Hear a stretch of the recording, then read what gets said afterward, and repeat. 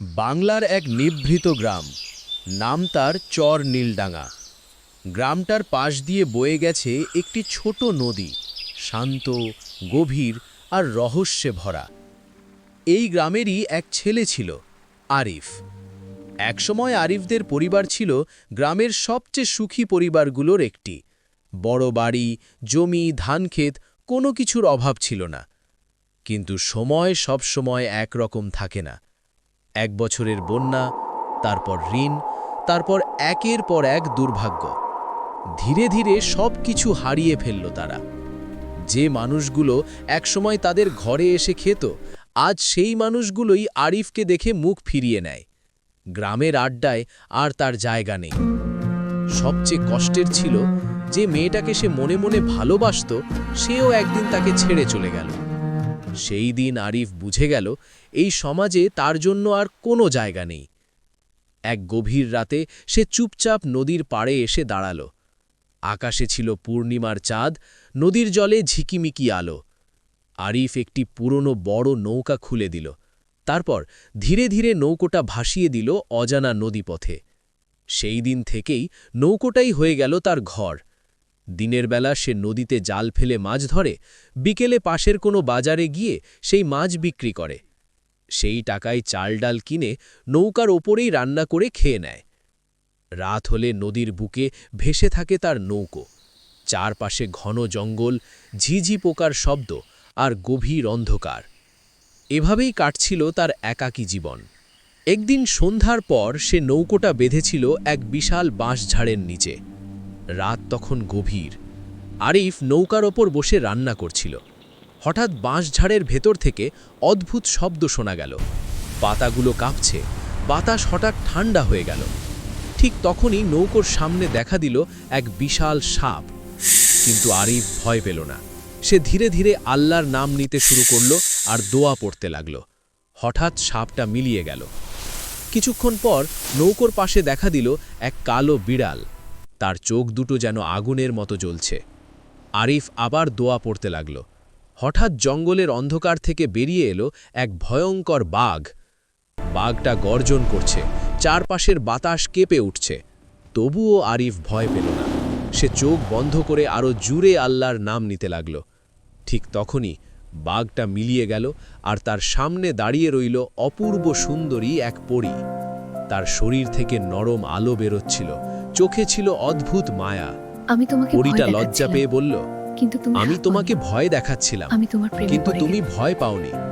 তোমার সাহস দেখে আমি তোমার প্রেমে পড়ে গেছি। আরিফ অবাক হয়ে তাকিয়ে রইল। পরীটা মাথা নিচু করে বলল, আমাকে ক্ষমা করো। আরিফ মৃদু হেসে বলল, তুমি যদি আর কাউকে কষ্ট না দাও, তাহলে আমি তোমাকে মাফ করলাম। সেই রাত থেকেই শুরু হলো এক অদ্ভুত সম্পর্ক। এরপর থেকে আরিফ লক্ষ্য করল, তার জালে আগের চেয়ে অনেক বেশি মাছ ধরা পড়ছে। সে বুঝতে পারেনি, রাতের অন্ধকারে সেই পরী মাছগুলোকে তার জালের দিকে তাড়িয়ে দেয়।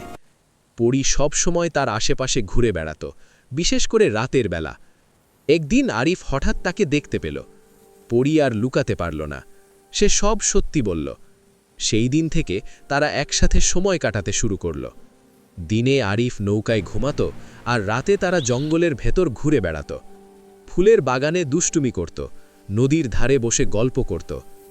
ধীরে ধীরে তাদের মধ্যে জন্ম নিল গভীর ভালোবাসা। কিন্তু সুখ বেশি দিন স্থায়ী হল না। এক ভয়ঙ্কর শয়তান জিন তাদের প্রেম দেখে ক্রুদ্ধ হয়ে উঠল। এক ঝড়ো রাতে সে আকাশ কাঁপিয়ে নদীর ওপর নেমে এলো। নদীর পানি উত্তাল হয়ে উঠল। শুরু হলো ভয়ঙ্কর যুদ্ধ।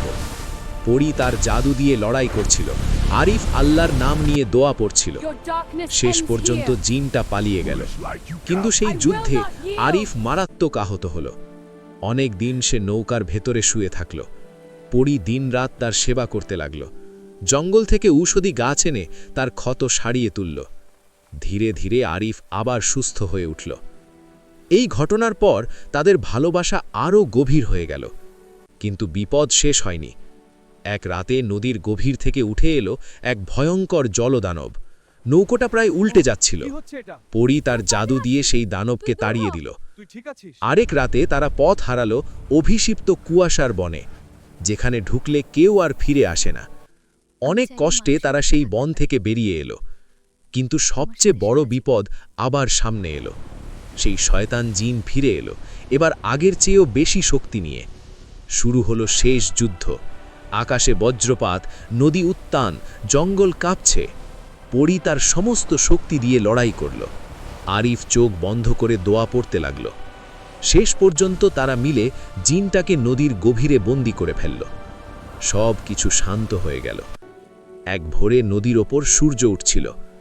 পরী ধীরে বলল, আমি চাইলে মানুষের রূপে থাকতে পারি, তোমার সাথে সারা জীবন। আরিফ তার হাত ধরে মৃদু হাসল। সেই দিন থেকে নদীর বুকে একটা ছোট নৌকায় মানুষ আর পরীর অদ্ভুত প্রেমের গল্প শুরু হলো নতুন করে। লোকেরা আজও বলে, গভীর রাতে নদীর বুকে কখনো কখনো দেখা যায় একটা নৌকো ভেসে যাচ্ছে, আর তার পাশে জ্বলছে এক অপূর্ব রহস্যময় আলো। হয়তো সেটা সেই পরী।